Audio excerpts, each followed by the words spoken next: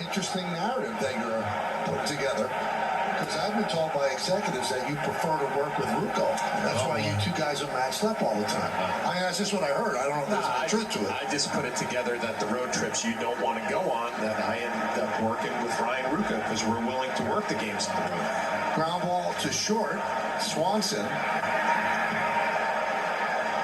Listen, John, I don't pick out my schedule. I go where I'm told.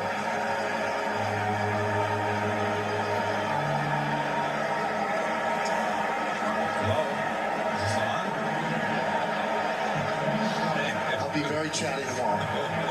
No, I just want to make sure that you're okay. All right, so that's the gist of it. Oh my God! So it is strange. People ran with that we had a very uncomfortable altercation. I mean, people awful announcing. The New York Post had a huge story. Unbelievable. Have you ever heard John and I do the games together? We kind of snark at each other. We're good friends. We like each other a lot.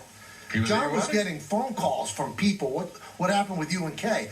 Brian Cashman went up to Meredith Morakovitz the next day in the clubhouse and said, "What's wrong with the two of them?" Yesterday I was getting on the plane. Aaron Boone said, "You and John okay?" Yeah.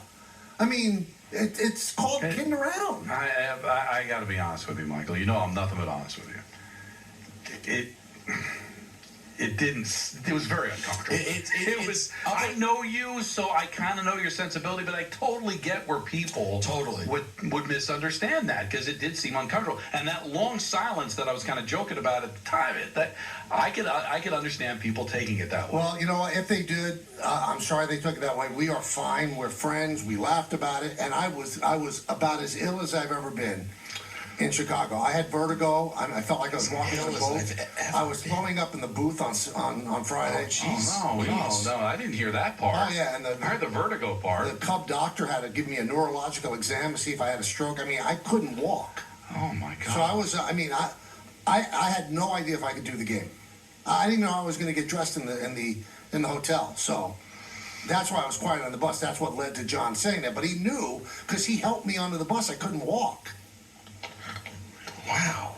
Do you have bouts of vertigo often? I usually have them in bed, Peter. You know, like if I turn my head, like maybe once or every 3 years. But this is one where it's actually affecting me walking. And today's a lot better than it was the previous couple of days. But it is, anybody that's had vertigo, it is so scary. I don't wish it on my worst enemy. And there are a lot of people I hate. I wouldn't wish it on them. Yeah, I think you'd wish it on some if we talked about it. Maybe a couple.